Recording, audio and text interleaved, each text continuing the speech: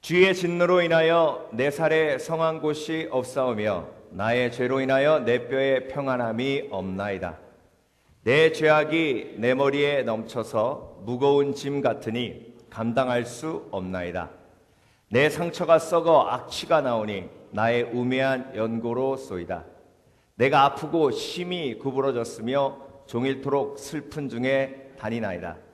내 허리에 열기가 가득하고 내 살에 성한 곳이 없나이다.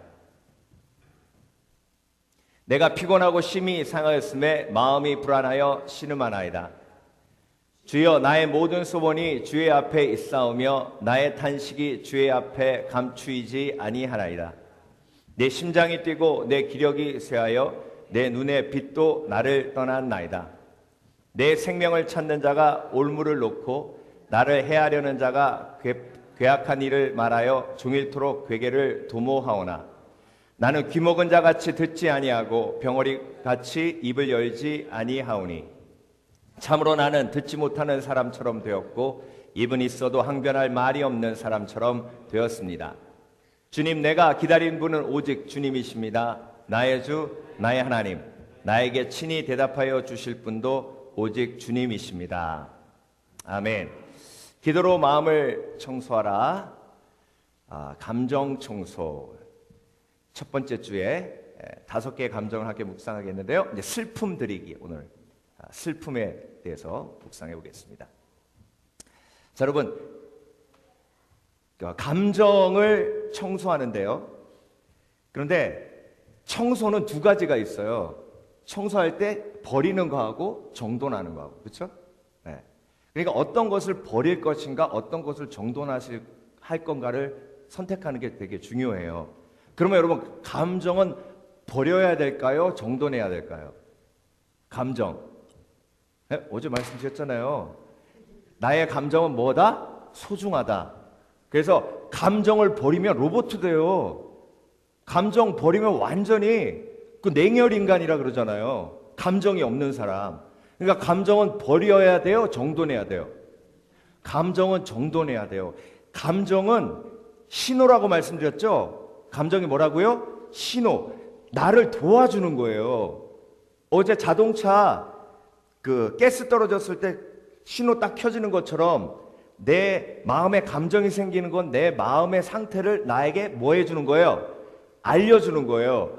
그러니까 슬픈 감정이 있다는 건 내 속에 슬픔이 있다는 거죠. 슬픔을 알려주면 그 슬픔을 정돈해야지. 내가 왜 슬퍼? 내가 왜 슬프냐고. 난 안 슬퍼. 항상 기뻐하라고 하셨잖아. 나 항상 기뻐해야 돼. 이러면 슬픔이 정돈이 안 되고요. 난잡하게 돼요. 그래서 내 삶이 전체적으로 슬픔에 빠지게 됩니다. 그래서 여러분, 오늘 본문을 보면요, 다윗이 뭐라 그랬냐면 내 육체가 다 썩어 문드러져 가지고 악취가 날 정도로 아프다는 거예요. 그게 진짜 몸이 아파서 아픈 거일 수도 있지만 히브리 사람들은요, 몸과 영을 동일시 여겼습니다. 영이 아픈 건 몸이 아픈 거고요, 몸이 아픈 건 영이 아픈 거예요. 그래서 다윗이 지금 몸이 아프다고 하는 것은 마음이 아프다는 것과 다름이 없어요. 그런데 오늘 말씀에 내가 종일토록 슬픔에 잠겨 있나이다. 종일토록 슬픔에 잠겨 있어요. 여러분, 다윗처럼요 슬픔이 많았던 사람은 없어요. 자, 잘 목동할 때는요 별로 슬픔이 없었어요. 그런데 골리앗 물리치고 난 다음부터 슬픔이 몰려왔어요. 왕의 사위가 돼서 좀 좋을까 했더니 사울이 자기한테 창집어 던지고요, 죽이려고 해가지고 결혼한 지 얼마 안 돼가지고 자기 와이프 남겨두고 신세가 돼가지고 몇 년 도망 다녔어요. 10년 도망 다녔어요. 그래가지고 왕이 됐는데, 왕이 돼서 밧세바와 범죄한 다음에 밧세바가 처음에 임신해가지고 애를 낳았을 때 애가 낳자마자 죽었어요. 그러니까 자녀가 죽는 경험을 한 거죠. 근데 첫째 아들 암논이 다말을 강간했어요. 배다른 동생. 그러니까 압살롬이 형을 죽였어요. 그런데 다윗이 형을 징치하지 않으니까 화가 나가지고 죽인 거예요. 근데 압살롬이 반란 일으켜가지고 아버지 죽이려고 그랬잖아요. 그런데 요압이 또 압살롬을 죽입니다. 여러분, 자녀를 잃는 슬픔을 계속해서 겪습니다, 다윗. 그래 압살롬 죽고 어떻게 했어요 다윗이? 압살롬아 압살롬아 압살롬아 압살롬아. 그 슬픔이 너무 커가지고 그 목소리가 성 밖으로 나갈 정도로 크게 울었습니다. 근데 요압이 와가지고 그걸 못 울게 하잖아요. 그러면 당신의 아들을 죽인 우리는 반역자입니까? 그러면서. 그러니까 여러분 다윗은요 정말로 삶 전체가 슬픔에 빠져있던 삶이에요. 그런데 여러분 다윗은요 슬픔을 넘어섭니다. 그 다윗의 삶을 우리가 오늘 묵상하며 우리도 슬픔을 정돈하고 슬픔을 넘어서는 삶을 살기를 원합니다. 자, 슬픔이 뭐냐? 히브리어를 보면요 코데르란 말이에요. 근데 이 슬픔이 어둠이란 말하고 똑같은 말이에요. 근데 여러분 어둠이 떠나는 건 어둠을 부인해서 어둠이 떠납니까? 아니에요. 어둠은 언제 떠나요? 빛이 올 때 떠나요. 그러니까 여러분 슬픔이 떠난다는 것은요 빛이 되신 예수 그리스도가 나에게 찾아오고 내가 빛이 되신 예수 그리스도께 나아갈 때 어둠이 떠나가는 거예요. 네. 근데 여러분 어둠 속에서 빛을 보면요 빛이 잘 보여요. 그래요 안 그래요?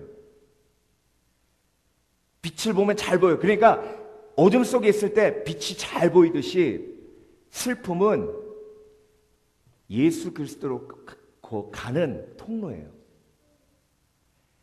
어둠은 빛으로 가는 통로이듯이 슬픔은 예수 그리스도께로 가는 통로예요. 그러니까 슬픔이 내 속에 딱 왔다는 건 뭐예요? 신호가 켜진 거예요. 예수님께 나와. 예수님께 나와.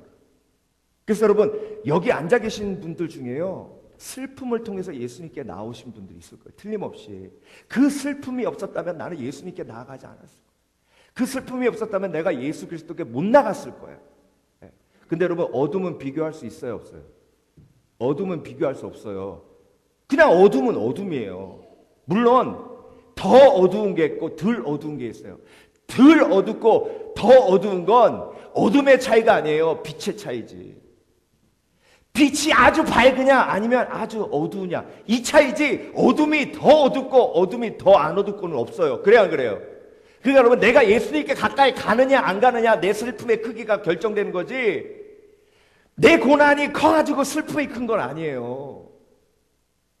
그러니까 하나님은 왜 나는 왜 이렇게 힘든 일만 주고 저 사람은 별로 힘든 것 같지도 않은데 여러분 슬픔은 비교하는 게 아니에요.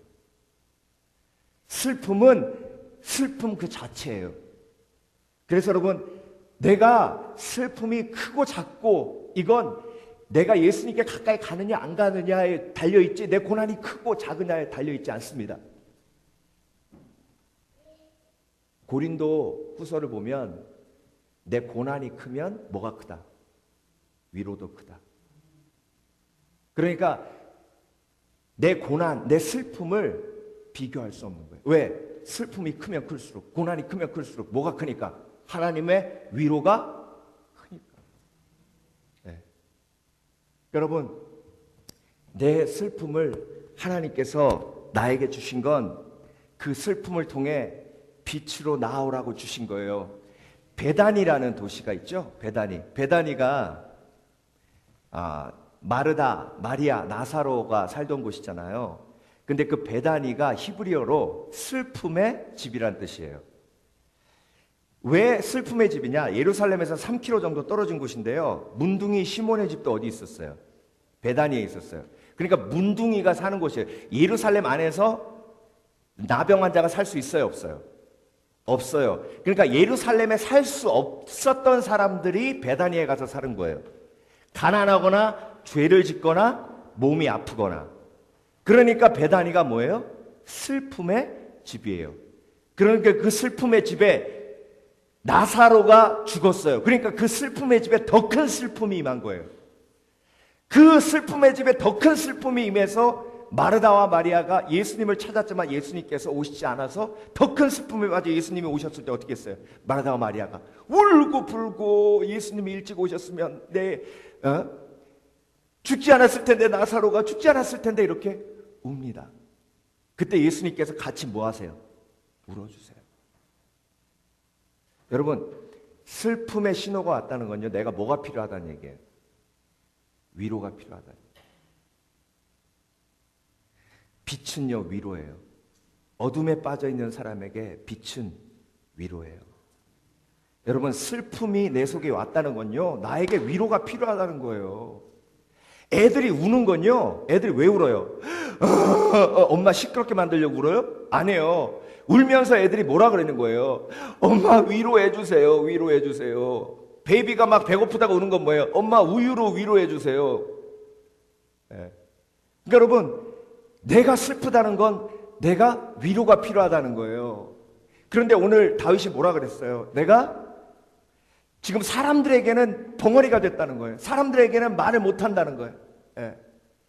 사람들에게 위로가 필요하다고 말을 하면 말을 할수록 상처만 받는 거예요. 예. 나사로가 죽었어요. 사람들이 와서 위로하는데 아유, 좀 지나면 괜찮아질 거야. 괜찮아져요? 슬픔이 지나고 나면 괜찮아집니까? 슬픔은요, 정돈하지 않으면 계속 더 커져요. 슬픔이 정돈되는 건 위로가 필요한 거예요. 사람들이 위로한다고 위로가 돼요. 근데 예수님이 와서 위로하십니다. 나사로야 나오라. 나사로야 나오라. 부활로 위로하세요. 여러분, 우리를 가장 완벽하게 위로하실 수 있는 분은 예수 그리스도밖에 없어요. 그래서 슬픔은 뭐 하는 거예요? 드려야 되는 거예요. 그래서 오늘 다윗이 내 마음에 정직하게 나의 탄식을 하나님 앞에 뭐한다? 쏟아놓습니다. 드립니다. 네. 그래서 여러분, 슬픔은요, 드려야 위로가 임하는 거예요. 왜 하나님은 나 위로해 주시지 않으시지? 나 힘들고 어려운데? 여러분, 슬픔을 품고 있을 때 위로가 임하는 게 아니에요. 슬픔은 뭐 할 때?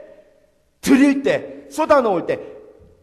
나사로가 죽고 마르다와 마리아가 예수님이 오셨을 때 이제 돌아가서 저기 나사로 죽었으니까 괜찮아요. 우리 이제 안 슬퍼 이렇게 했어요? 아니에요. 슬퍼서 막 예수님이 조금만 오셨으면 이게 쏟아놓는 거예요. 여러분, 내 속에 있는 슬픔을 하나님 앞에 쏟아놓아야 할 때 그때 위로가 임하는 거예요. 그때 쏟아놓을 때 나타나는 현상이 뭐냐면 눈물이에요. 눈물. 그래서 영국에 다이아나비가 죽고 많은 영국 국민들이 울었잖아요. 많이 슬퍼했어요. 딱 그때에 심리학자들이 우울증 환자의 숫자를 비교해 보니까 다이아나비 죽기 전에 우울증 환자보다 30%가 감소했대요. 왜? 더 슬프면 더 올라가야 되는데 왜 감소했어요? 울어갖고. 눈물 흘려가지고 우울증 환자가 확 떨어졌다니까.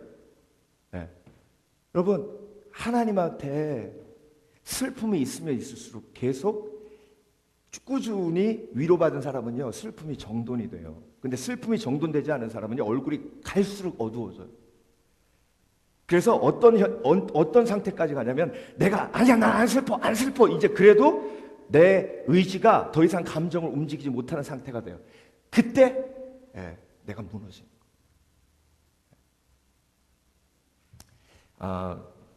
옵션 B라는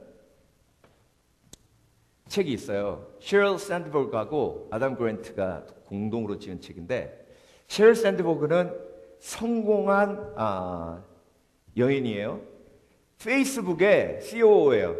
The Chief Operating Officer. 그러니까 부사장 정도 되는 거죠. 여러분, 페이스북의 부사장이면요, 억만장자입니다. 네. 어마어마한 부자예요. 그런데 아주 젊은 나이에 갑자기 남편이 죽어요. 근데 그때부터 막 우울증에 사로잡히면서 공황장애 증세가 오는데요. 공황장애 증세 중에 제일 피부로 느끼는 게 숨이 막혀요. 숨이 막 막히거든요. 그 증세로 이제 나는 죽어가고 있구나 생각을 했대요. 근데 사람들이 와서 위로하는데 뭐라 그러냐면 조금 지나면 괜찮아질 거야. 그 말이 오히려 막 상처가 되고 그래서 사람들을 안 만난 거예요. 근데 애덤 그랜트라고 와튼 스쿨의 심리학자예요. 이분이 굉장히 유명한 오리지널스라는 책을 썼는데 저도 그 책 보고 굉장히 와, 이런 천재가 있나 이런 생각을 했는데 이분이 찾아온 거예요. 평소에 친구였거든요.